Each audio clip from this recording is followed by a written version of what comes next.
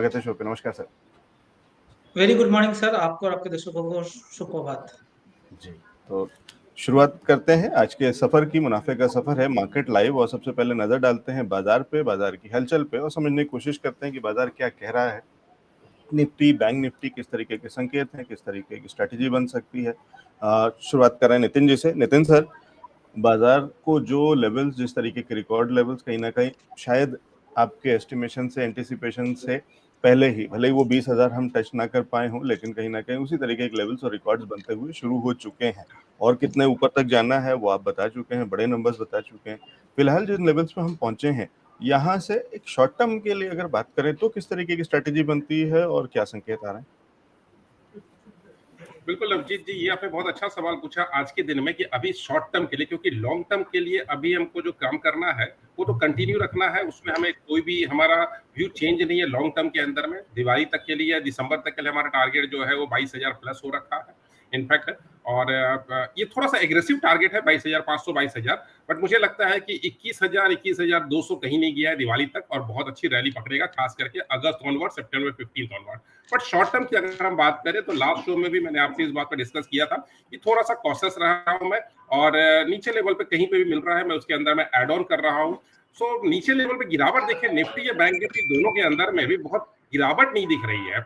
जो एक गिरावट आपको फ्राइडे को दिखी, उसके बाद से वो गिरावट रुक गई है, क्योंकि सपोर्ट लेवल्स नीचे में कंटिन्यू इतने बने हुए हैं। और ये दोनों सपोर्ट लेवल, मैं दो की बात करूं, गैन नंबर्स की बात करूं या प्लेनेटरी लाइंस की बात करूं, ये दोनों सपोर्ट जो है वो बहुत बेहतरीन तरीके से उसको सपोर्ट दे रहा है। फॉर एग्जांपल 716 पे सपोर्ट बना हुआ है, नीचे 671 पे सपोर्ट बना हुआ है, 541 पे सपोर्ट बना हुआ है, 467 पे सपोर्ट बना हुआ। तो इतने सारे सपोर्ट लाइन जब बन के तैयार हो रखे हैं तो इतनी आसानी से इसका गिरना, स्पाइक सेल भी नहीं बन पाएगा इसके अंदर में। तो यहाँ पर मुझे लगता है कि मार्केट या तो कंसोलिडेट करेगा या तो फिर ऊपर की तरफ ही करेगा, क्योंकि अगर इसको गिरना है, अगर इसको 19,000 के आसपास आना है, तो मुझे लगता है कि एक बार इसको 18,900 के आसपास इसको जाना होगा, तभी जाकर एक कंफर्मेशन आती है कि हाँ ठीक है अब यहाँ से गिरेगा। 18,900 अगर ये वापस नहीं जाता है तो मुझे नहीं लग रहा है कहीं पे भी कि ये गिरावट रहेगी। मुझे लगता है कि नीचे कोई भी गिरावट आ रही है वहां पर एक बाइंग बनेगी। बैंक निफ्टी में अगर हम देखें तो बैंक निफ्टी इतनी तेजी से 46,000 को पकड़ा हुआ है कि फ्राइडे के सेशन में भी नहीं तोड़ पाया, आज के सेशन में भी 46,000 को नहीं तोड़ पा रहा है। बैंकिंग सेक्टर्स में एसबीआई हो, आईसीआईसीआई बैंक हो, एक्सिस बैंक हो, ये सारे दिग्गज जो भी है वो अच्छे से पॉजिटिव में बने हुए हैं। आज के मार्केट में देखें तो एक रिलायंस ही है जो थोड़ा सा जो है प्रेशर बना रहा है निफ्टी के ऊपर में। अदरवाइज ओवरऑल जो सेंटिमेंट मार्केट के अंदर बनी हुई है वो सेंटिमेंट पॉजिटिव है, बिकॉज ब्रोकर्स जो वोट्स होते हैं, ब्रोकर जो ओपिनियंस आते हैं, उसमें भी सेंटिमेंट्स ओवरऑल पॉजिटिव बना हुआ है। तो मैं बोलूंगा कि बने रहे, लॉन्ग टर्म के लिए तो बिल्कुल बने रहे, एड ऑन करें। शॉर्ट टर्म के अंदर में आपको ट्रेडिंग अपॉर्चुनिटी कहीं भी नीचे लेवल में मिलती है तो मैं बोलूंगा वो ट्रेडिंग अपॉर्चुनिटी बाइंग के लिए ही ठीक रहेगी। जी ठीक है, तो ओवरऑल स्ट्रेटजी बता दी, शॉर्ट टर्म की भी बता दी, और निफ्टी, बैंक निफ्टी में और रिलायंस पे भी मेंशन कर दिया है, क्योंकि नितिन जी बहुत समय से रिलायंस पे एक वो रेड फ्लैग दिखा रहे थे, तो वो जरूर याद रखना है कि अंबानी से अडानी की तरफ शिफ्ट हो चुका है ग्रहों का, नक्षत्रों का जो फोकस है, तो इसलिए वो जरूर ध्यान रखिएगा। उस पर और चर्चा आगे डिटेल में बाद में करेंगे। फिलहाल अनिल जी के पास चल रहे हैं और अनिल जी से समझ लेते हैं कि उनकी स्ट्रेटेजी क्या है। अनिल सर, कैसे देख रहे हैं निफ्टी, बैंक निफ्टी, और इस समय स्ट्रेटेजी क्या कुछ भी बन सकती है इंडेक्स के अंदर में, या बिल्कुल ही दूर रहना है और केवल स्टॉक स्पेसिफिक ही रहना है?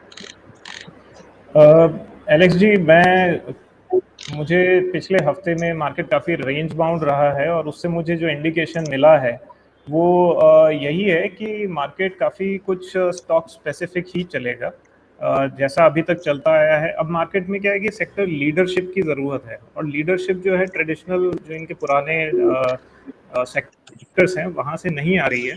तो अब इसके लिए आवश्यक ये है कि दूसरे सेक्टर्स आगे आएँ, और अभी वो चीज़ हो नहीं रही है। सो मुझे लग रहा है कि मार्केट काफ़ी कुछ रेंज बाउंड है। लास्ट वीक भी हमने देखा रेंज में ही रहा, अभी भी आज भी जो है मार्केट के सेंटिमेंट्स काफ़ी कुछ न्यूट्रल से हैं। कोई मार्केट को देख के या चार्ट को देख के कोई ये नहीं कह सकता है कि शॉर्ट टर्म में ये ऊपर ही जाएगा। बायस डेफिनेटली पॉजिटिव है, और जैसे मैंने कहा इस मार्केट में शायद सबसे बड़ी गलती जो इस टाइम पे लोग कर सकते हैं, इन्वेस्टर्स कर सकते हैं, वो ये है कि इतना तो बढ़ चुका है और कितना बढ़ेगा, ये सोच के लॉन्ग टर्म होल्डिंग्स को भी एग्जिट कर लें। तो जैसे नितिन जी ने कहा, मेरा व्यू उनसे काफ़ी कुछ मैच करता है। मैं अगर इन्वेस्टर्स की बात करूं, मैं उनके पॉइंट ऑफ व्यू से बोलूं, तो अगर मुझे अपॉर्चुनिटीज़ कहीं पे नज़र आती हैं तो मेरे पास जो ऑलरेडी स्टॉक्स हैं मैं उनमें ऐड ऑन करना चाहूँगा।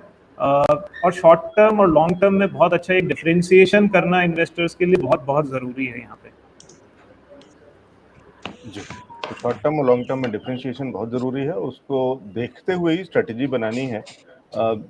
लोकेश जी, रिलायंस या कुछ एक हेवीवेट्स जो कि बाजार को कहीं ना कहीं रोक रहे हैं, नीचे की तरफ खींच रहे हैं, उससे कुछ फर्क पड़ रहा है ओवरऑल स्ट्रेटजी पे? पोर्टफोलियो को कहीं कुछ रिविजिट करने की जरूरत है या मौके निकल रहे हैं?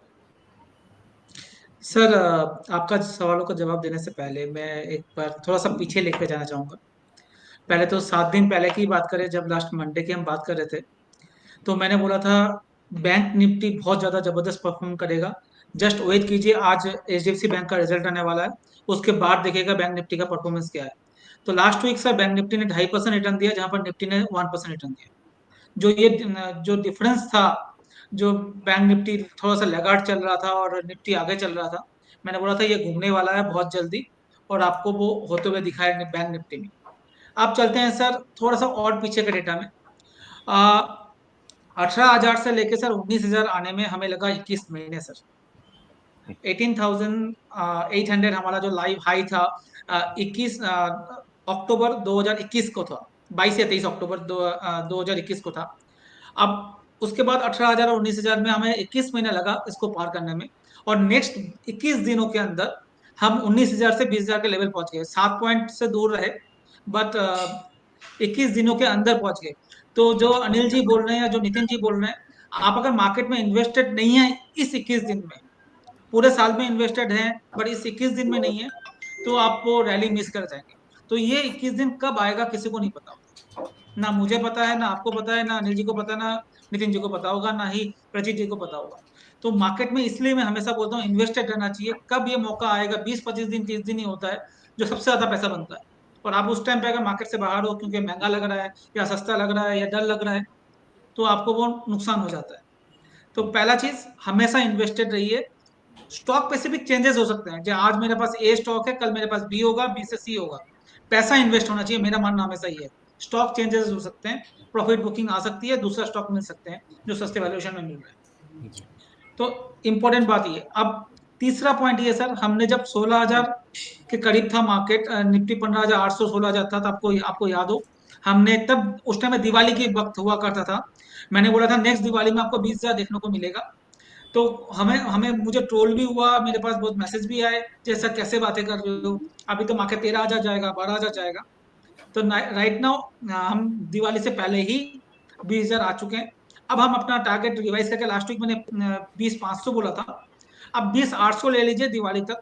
मैं नितिन जी जैसा बुलिश तो नहीं हूँ इतना, जो 21,500 या 22,000 देख रहा हूँ, बट यस मार्केट उस डायरेक्शन में जा रहा है, और 20,500 20,800 तक हमें आते हुए दिख रहा है by the end of Diwali, या by the end of December, जो मेरा दोनों प्रोडक्ट है, हम एंड ऑफ द ईयर ये इसको अचीव कर लेंगे हमें लग रहा है, बट दिवाली में मुझे लगता है मोस्ट प्रोबेबली हम अचीव कर लेंगे इसको। ये ओवरऑल व्यू था। अब आते हैं सर रिलायंस, या आई बिलीव उसका जवाब आपको मिल गया होगा, जो कोई फर्क नहीं पड़ता रिलायंस क्या कर रहा है या कोई स्टॉक क्या कर रहा है।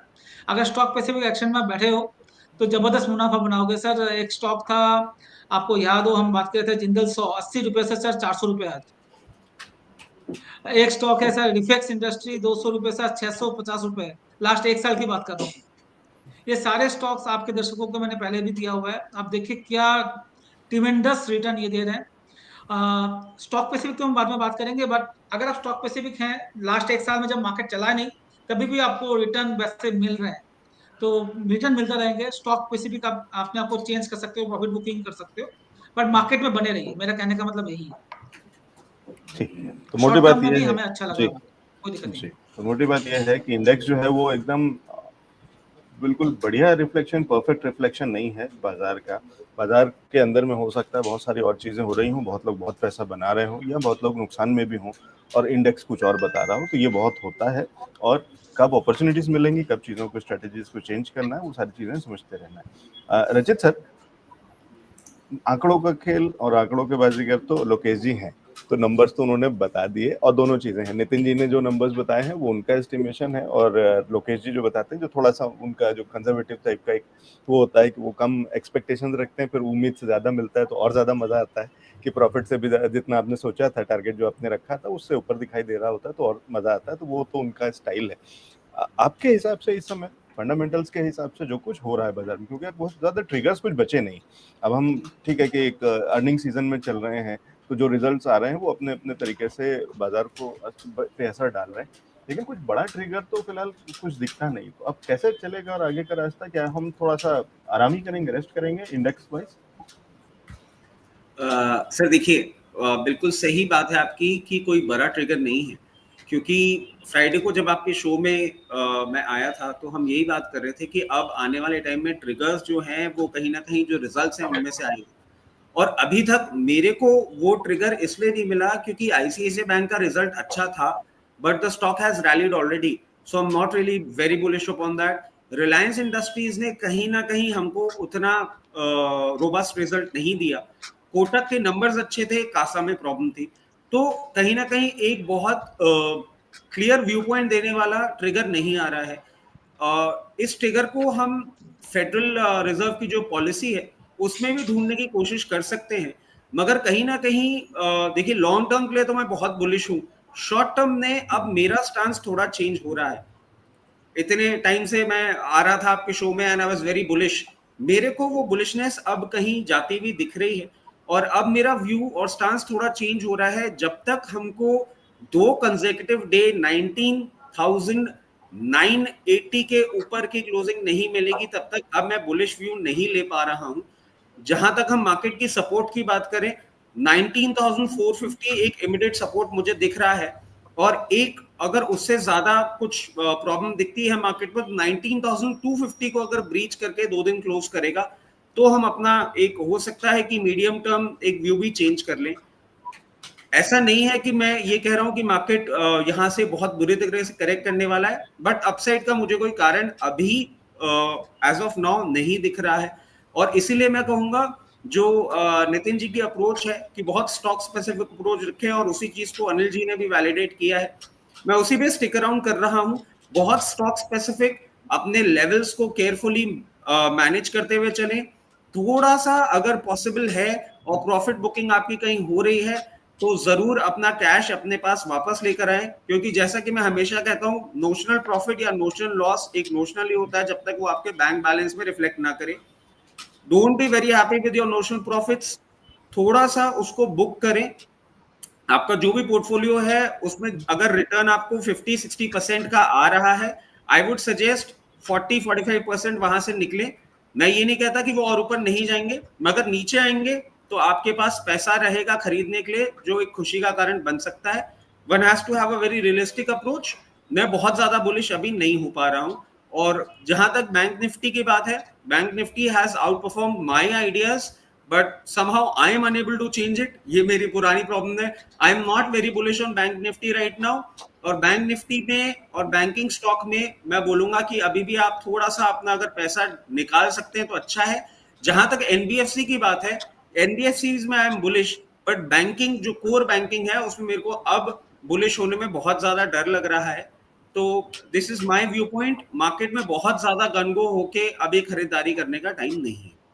जी, ठीक है। तो ये मिक्स कह सकते हैं, लेकिन कहीं न कहीं एक कॉमन थ्रेड भी है इस सारे एनालिसिस में और सारे एक्सपर्ट्स